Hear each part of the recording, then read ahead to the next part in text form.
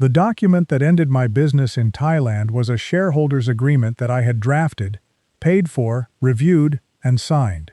Every clause in it was my idea or my lawyer's. It was a good document. It protected me correctly against every risk I had identified, and it did not protect me against the one risk I had not identified, which was that the risk I had not identified was already in the document. My name is Hendrik.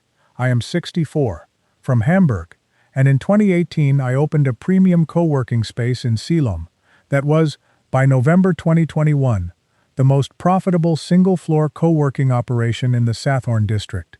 And in March 2022, I was frozen out of that business by my Thai partner, using mechanisms that I had, in the same document, agreed to and signed. I am going to explain exactly how this happened, in the legal vocabulary that I did not have when it happened, and that I have spent 2 years acquiring at significant expense. And I am going to do this because the 4951 structure is the water that every foreign businessman in Thailand swims in, and the water is warm, and the current is not visible until it takes you. Let me begin with the structure, because every man who comes to Thailand to open a business learns about the structure, and that conversation deserves its own space before the specific failure. I want to say something about the information environment for foreigners opening businesses in Thailand, because it is relevant to why men with professional experience and good lawyers end up where I ended up. The information about the 4951 structure is widely available.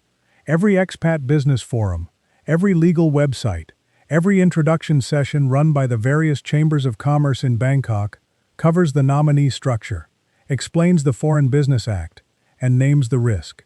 What is not widely available, and what I did not find in the 8 months of research before my formation, is a precise analysis of the consequence of specific contractual mechanisms within that structure.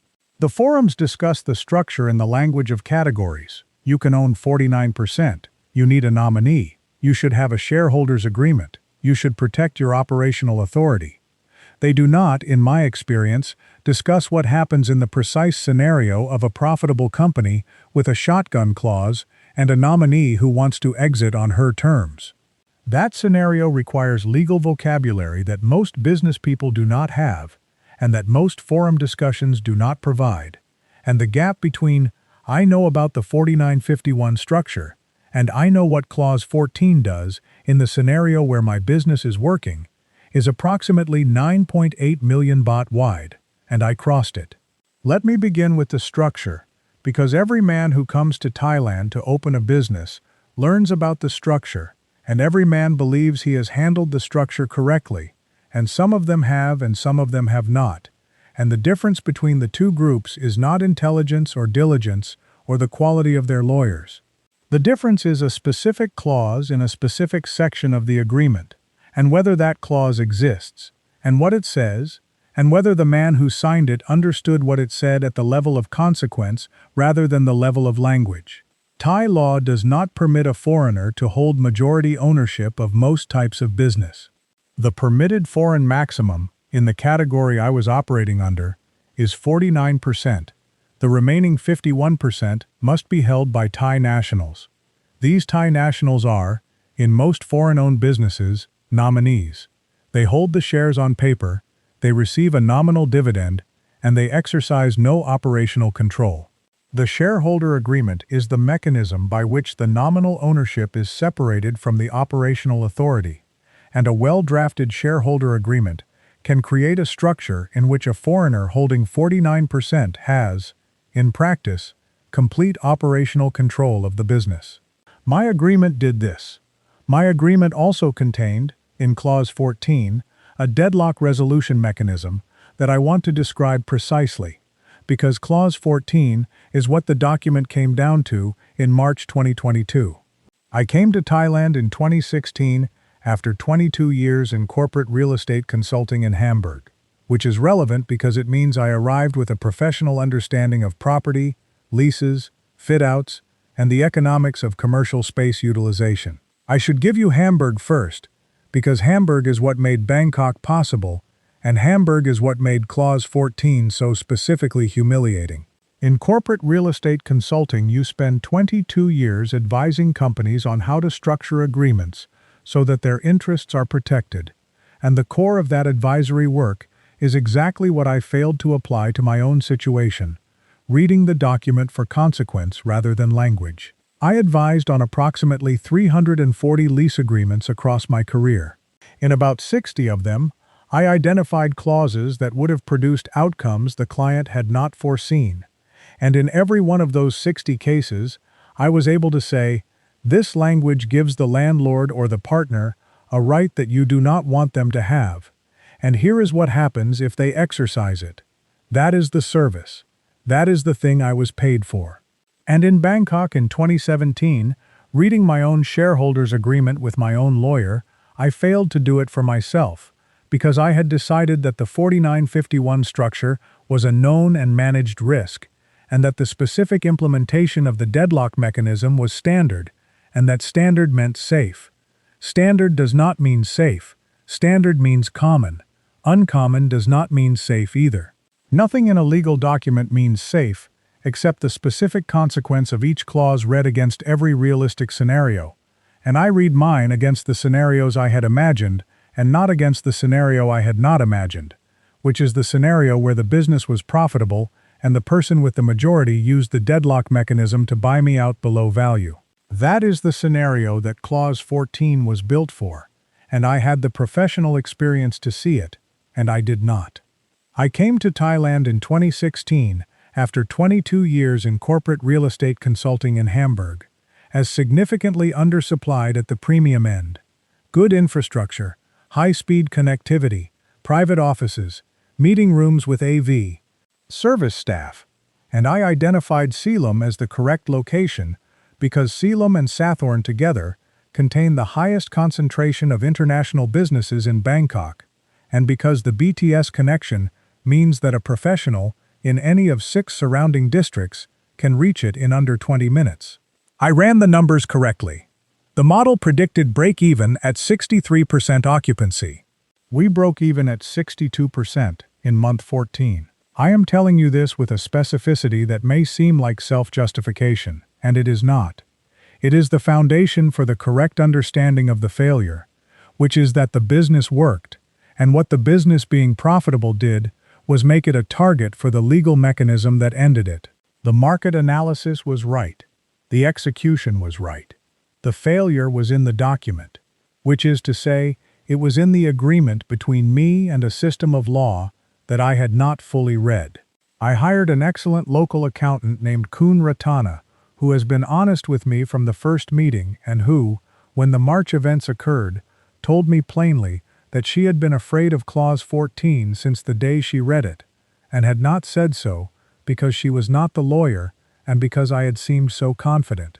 I want to give you Kun Ratana properly because she is the most important person in this recording who is not in the legal documents.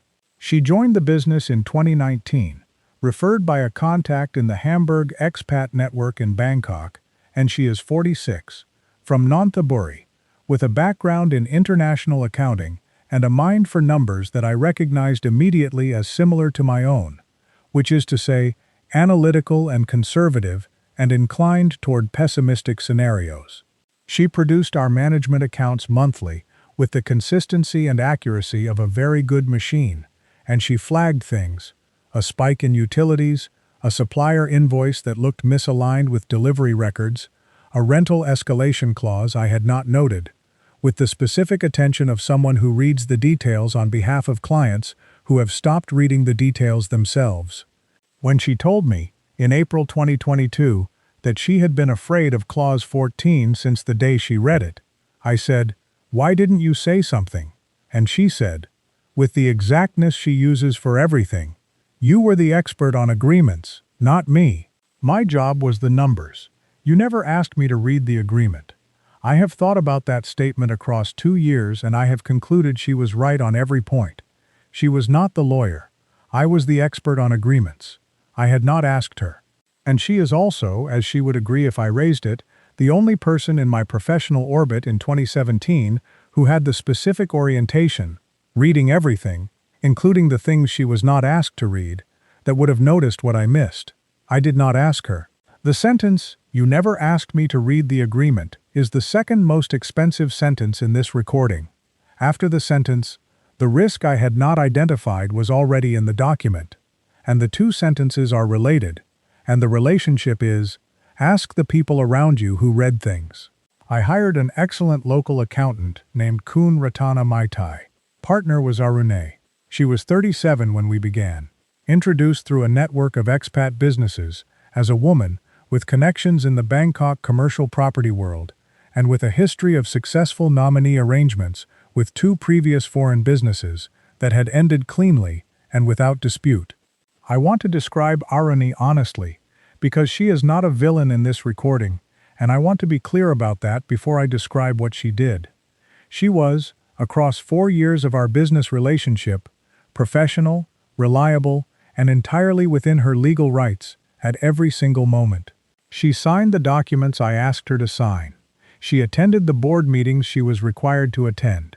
She raised no operational objections during the 3 years when I was building the business, and the raising of no objections was reasonable and appropriate because I was the party with the expertise and she had agreed to this. When she invoked Clause 14 in January 2022 and named her purchase price, she was exercising a right that she held legally and that I had agreed to contractually, and her subsequent refusal to negotiate above 5 million baht was rational self-interest in the most literal sense. She held 51% of a company generating 1.3 million baht a month in margin, and I was asking her to sell that position for more than she had to sell it for. I would have done the same, evaluated as a purely rational transaction. I want to say that clearly, because the men who come to me now, the 17 I have spoken to, and the others who will come after, sometimes want this story to be about a fraudulent partner, and it is not. It is about a legal structure that a foreigner funded and a Thai national owned, and about the consequence of that ownership when the foreigner's interests and the owner's interests diverged. The structure produced the outcome.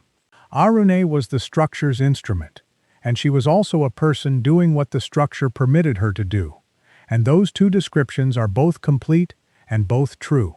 My Thai partner was Arune. They were accurate. Arune held 51% of the company. She had no operational role in the first 3 years. We had agreed this formally, and the agreement reflected it. And she was warm and professional, and attended the quarterly board meetings, which were mostly me presenting the numbers to myself, and she asked intelligent questions and made no demands. She took her nominee fee, which was reasonable. She was the most convenient majority shareholder a foreigner could ask for, which is a sentence I now understand to be the most expensive description available in Thai business. The build-out took 8 months and cost approximately 12 million baht. Let me give you the build-out in some detail, because a man who has just described his professional humiliation owes you the honest account of his competence. And the build-out was where my competence was real and visible and produced the result it should produce.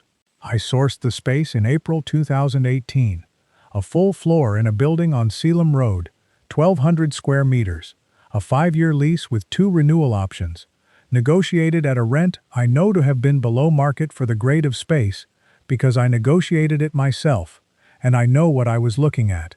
The fit-out I designed with a Thai interior architect who had done 2 other co-working projects and who understood immediately what I wanted, which was a space that felt like the back of a very good hotel rather than a startup incubator. Private offices with glass walls and acoustic panels. Shared spaces with task lighting at actual lux levels rather than the decorative approximation that most co-working spaces in Bangkok were running. A reception desk staffed by 2 people who had been trained by me specifically, who knew the name of every member within the first 2 weeks, and who managed the waiting list with the same precision that a good hotel manages its rooms. A cafe concession run by a Thai woman who had previously operated at a mall in Ekamai and who made, in my professional assessment, the best Americano in the Sathorn district. I am telling you about the Americano because it represents something. The decision to get the secondary things right is the decision that separates a co-working space from a commodity, and the getting of them right is what produced 88% occupancy by November 2021, and the 88% occupancy is what made Clause 14 relevant. The build-out took 8 months and cost approximately 12 million baht. I designed it, I specified it, I project managed it. The co-working space opened in February 2019, with 32 private offices, 4 meeting rooms, a reception and lounge area, and a cafe that we operated as a separate concession. By the end of 2019, we were at 60% occupancy. By the end of 2020, which should have been catastrophic, and which was instead merely difficult, because co-working spaces in Bangkok with good internet infrastructure were in a specific category of demand during remote working periods, we were at 72% with a waiting list for private offices. By November 2021, when I produced the year-end figures that made me feel, for the first time since the opening, like a man who had built something, rather than a man who was hoping to build something, we were at 88% occupancy, generating approximately 3.2 million baht a month in revenue against costs of about 1.9 million, and the resulting margin was the best I had seen in commercial property since Hamburg in 2008. I want to give you those numbers precisely and hold them in front of you, because they are the context for everything that follows. 3.2 million baht revenue, 1.3 million baht margin, a business that had crossed break-even in month 14 and that was, in November 2021, a genuinely profitable, correctly priced, well-operated premium service. I had not misread the market. I had not brought the wrong concept to the wrong geography. I had read the market correctly, executed correctly, and produced a margin that justified the investment. I tell you this not to position myself as a victim of my own success, although that is one description, but because the specific fact that the business was profitable is what made Clause 14 relevant, and without the profitability, the rest of this story does not happen. Clause 14 of the shareholders' agreement was the deadlock resolution mechanism. In a two-party company where one party holds 51% and the other holds 49%, deadlock, defined as a situation in which the shareholders cannot agree on a material matter, is a foreseeable condition, and most shareholders' agreements contain a mechanism for resolving it. My mechanism was a buy-sell clause, also known in legal practice as a shotgun clause, and it worked as follows. In the event of a declared deadlock, either party could invoke the clause by submitting a written offer to purchase the other party's shares at a specified price. The party receiving the offer then had 30 days to choose, accept the offer and sell at the specified price, or reject the offer and purchase the offering party's shares at the same specified price. The elegance of the mechanism, from a theoretical standpoint, is that it creates an incentive for the offering party to name a fair price, because they might be buying or selling at that price. My lawyer explained this to me in 2017, and I understood it, and I accepted it, because at the time I was the party with the money and the expertise and the operational vision, and I was forming a partnership with a nominee shareholder whose role was administrative, and the idea of a deadlock arising between us seemed so remote as to be barely worth the drafting. I was right that a deadlock seemed remote. I was wrong about why. The January 2022 board meeting was the 14th quarterly board meeting of the company's operational life. The previous 13 had been, in their essential character, the same meeting. I presented the numbers were good. Aruni asked a question or two, we approved the accounts, we went our separate ways. The 14th was scheduled for the second Tuesday of January at the co-working space itself, in Meeting Room B, which has a glass wall and which I had designed to communicate competence to clients in the lounge area. I had the November year-end numbers on my laptop. I had a brief summary of our 2022 objectives. I was expecting, as I had expected at each of the previous 13 meetings, to spend approximately 40 minutes in a room with a majority shareholder who had agreed not to interfere with operations. In January 2022, Aruni informed me, at a board meeting, that she wished to change the company's pricing structure, specifically, to reduce private office rates by 25% and expand shared desk spaces, which she argued would serve the lower end of the Bangkok co-working market.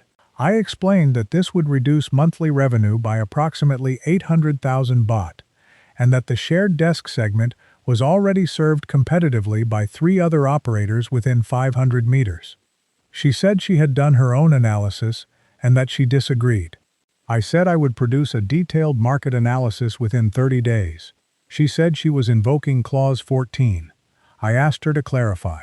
She said she was declaring a deadlock on the strategic direction of the business and invoking the buy-sell mechanism, and that she would be submitting her purchase offer within 7 days.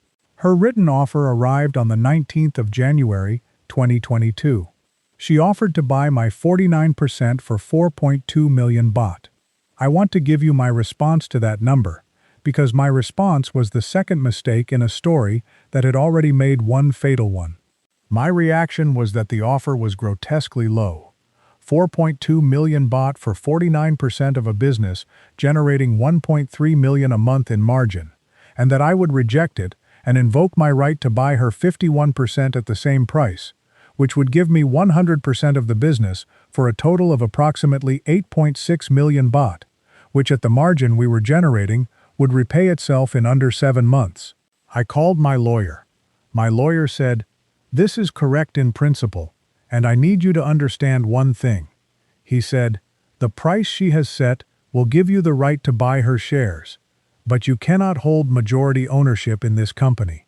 If you buy her 51%, you will immediately need to find another Thai nominee to hold 51% of the shares you have just bought, and the nominee you find will need to sign a shareholders agreement, and the shareholders agreement will need a deadlock mechanism, and you will be back at the beginning, except that you will have spent 8.6 million baht to get there."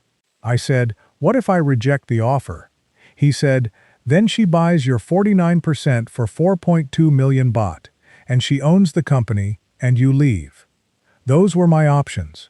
The clause that I had agreed to and signed, in a document designed to protect me, had produced a situation in which a profitable business I had built could be purchased from me for 4.2 million baht, and the mechanism that was supposed to ensure fair pricing, the shotgun structure, was working exactly as designed, except that the thing it was designed to prevent me from doing was walking away from a price that was grossly below value, because walking away meant spending more money to end up in the same structural position with a different nominee. I rejected the offer and invoked my right to purchase.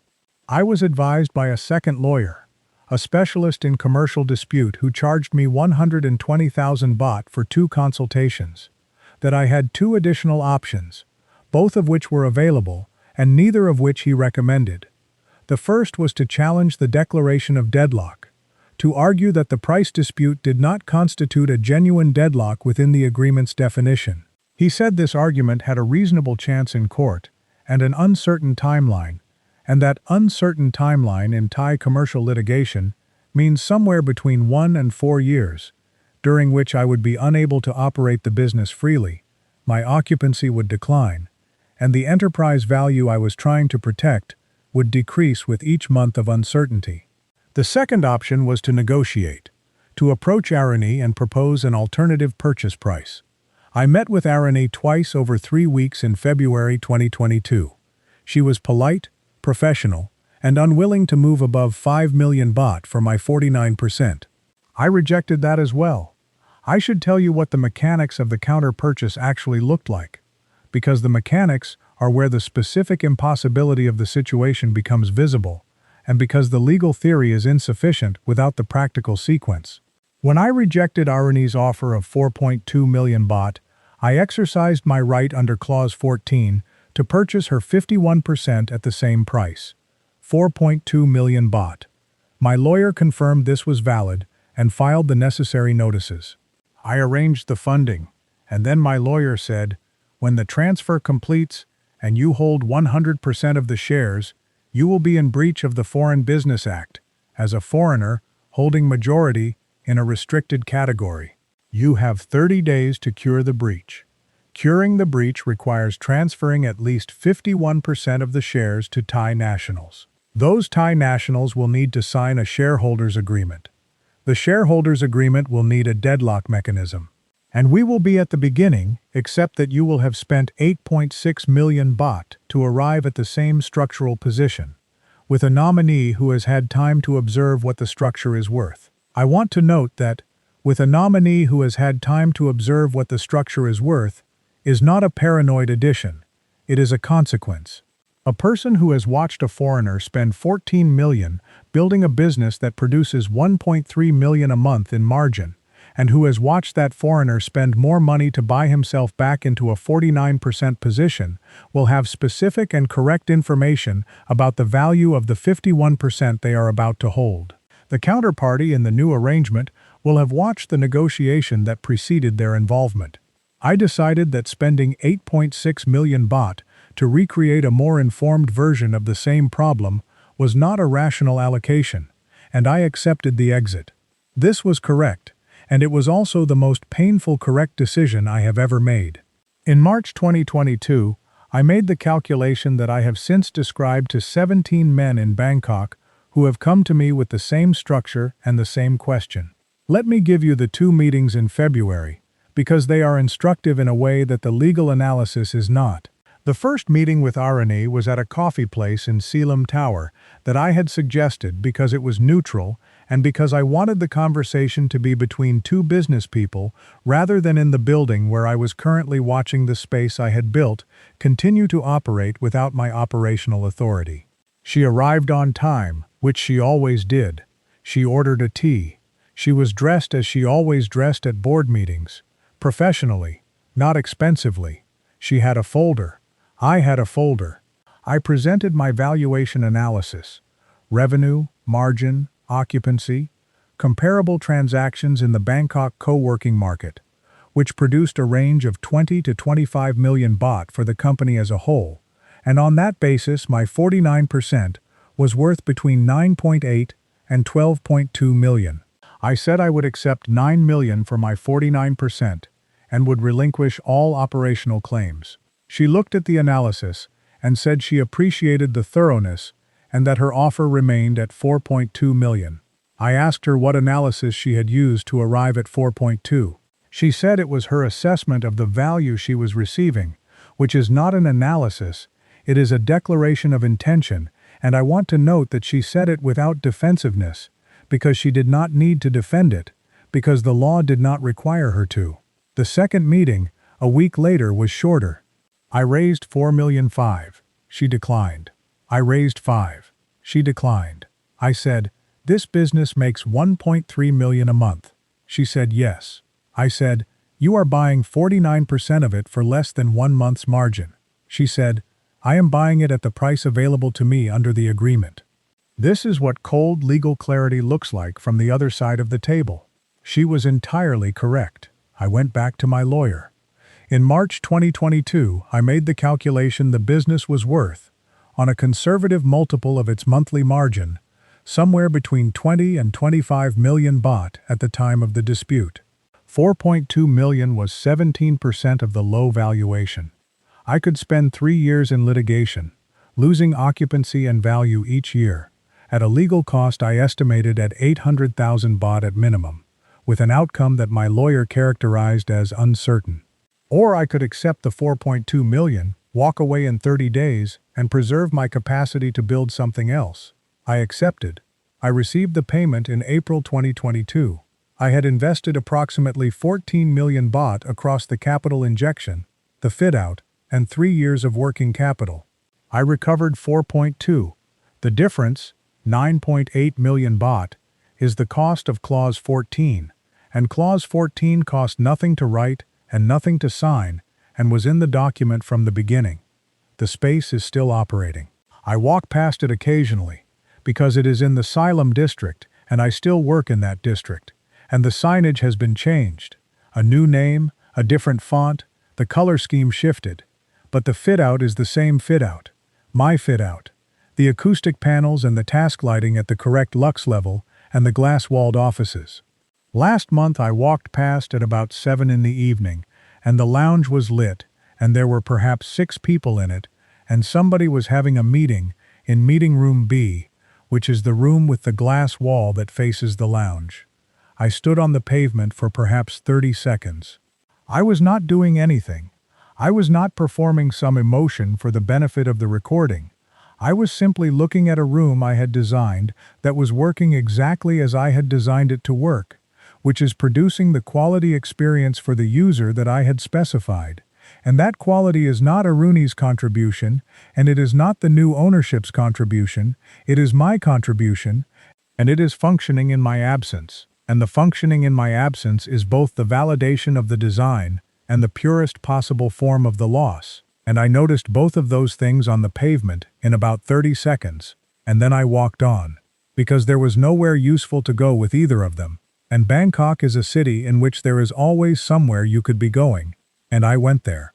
That is the whole account. A man who spent 22 years advising companies on how to read documents failed to read one document's consequence in the right scenario. The document was correct. The structure was legal. The business worked. And the working of the business is what made the document's consequence relevant. I have described to you the mechanism and the vocabulary and the alternatives that exist, and the lawyer in a soke who knows how to draft them, and I have nothing further to offer except this. In commercial property consulting in Hamburg, when I identified a clause that would produce a bad outcome for a client, I said so, I showed them the consequence, and I told them what to change. I am telling you that now. Read Clause 14.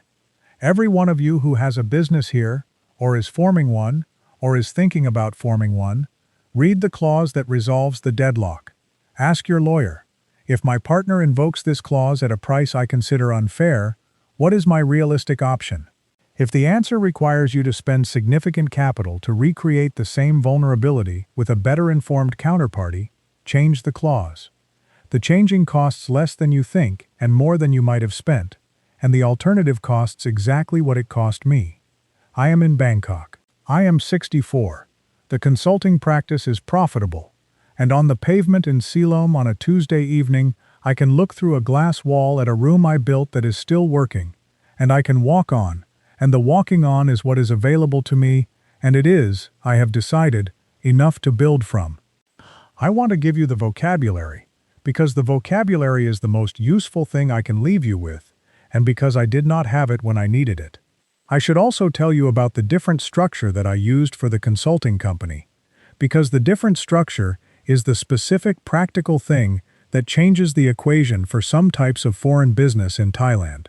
The consulting company operates under the Board of Investment Promotional Scheme, the BOI, which for qualifying businesses in certain service categories permits foreign majority ownership of up to 100% without the nominee structure. The BOI application is not simple. The qualifying criteria are specific, and not every business type qualifies. But for businesses that do, including certain professional services, technology operations, and some service sector activities, it removes the 4951 constraint entirely.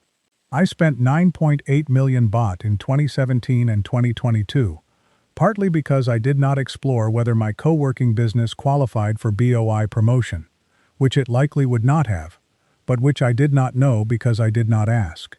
The asking takes approximately 1 hour of a lawyer's time at the initial consultation stage, which at Bangkok rates is between 2 and 4,000 baht, and the 2 to 4,000 baht conversation might have produced a different structure, or it might have confirmed that I needed the nominee arrangement, in which case I would have known precisely what I was in and would have drafted the clause accordingly. I tell you this not to make myself feel better about not having had the conversation, but because the most expensive decisions in Thailand business are almost always the ones that seem too obvious to question. And do I have other options for the ownership structure is the most obvious question available to a foreigner forming a company, and I did not ask it. I want to give you the vocabulary, because the vocabulary is the most useful thing I can leave you with, and because I did not have it when I needed it. The buy, sell, or shotgun clause is legal and common, and there is nothing wrong with it in a business where both parties are capitalized symmetrically.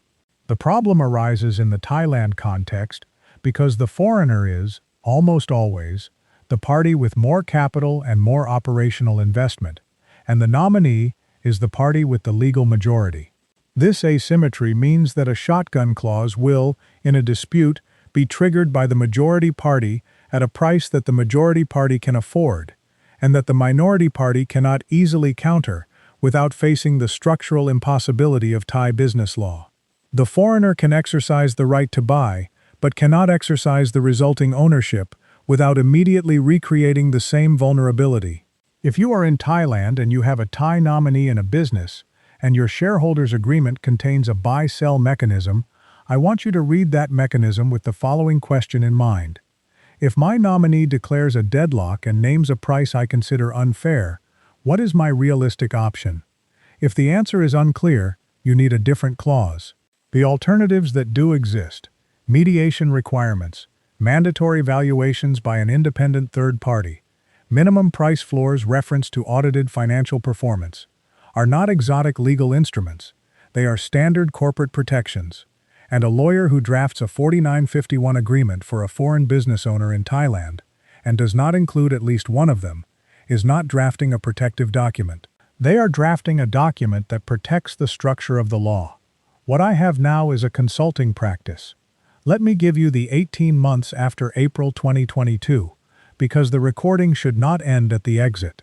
After the exit, I had 4.2 million baht, no business, a lease on the Selam space that Arani had assumed, and a specific professional anger that I want to distinguish from bitterness, because the distinction matters for what came next. Anger at a situation is fuel. Bitterness about a person is sediment, and sediment does not produce anything. I was not bitter about Arani.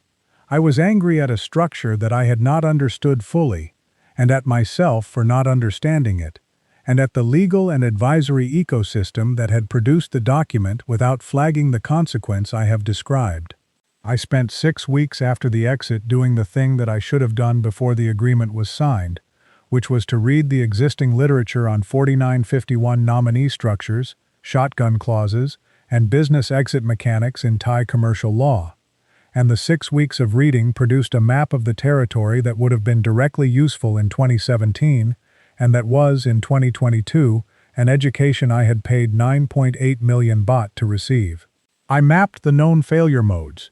I identified the protective alternatives that would have addressed my specific vulnerability, and I concluded that there was a service available in Bangkok that was not being provided with sufficient specificity, which was the advisory service of a person who had experienced the failure mode from the inside and who could describe it in the vocabulary of consequence rather than the vocabulary of legal theory.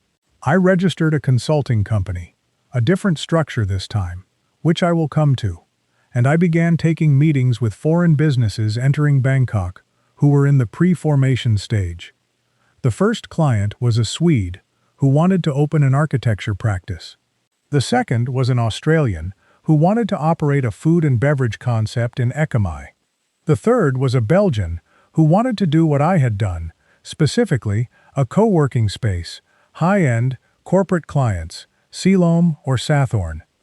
I sat with the Belgian for 2 hours and read his proposed shareholders agreement with him, and at Clause 12, his version of my Clause 14, I said, "This clause as written gives your nominee the right to purchase your shares at a price she names, and your right to refuse creates the structural problem I am going to describe." And I described it. And he changed the clause. He is now operating in the Asoke district with a different clause and a mandatory independent valuation requirement and a minimum price floor reference to a multiple of the previous 12 months EBITDA. And the co-working space opened in January 2024, and he called me in March to tell me he had hit 60% occupancy. I felt, receiving that call, something I want to describe accurately, which was not satisfaction at my own contribution, but the specific sensation of a loss becoming useful, which is the best conversion rate available to a man who cannot recover the principal. What I have now is a consulting practice on commercial space selection and operational setup, and I have, since April 2022, advised on 12 separate business formations, and in each of those 12 I have sat with the founding partners and their lawyer, and I have read the clause equivalent to Clause 14.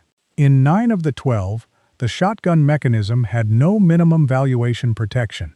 In 2, there was no deadlock mechanism at all, which is a different problem. In 1, the agreement included a mandatory independent valuation with a required minimum price floor.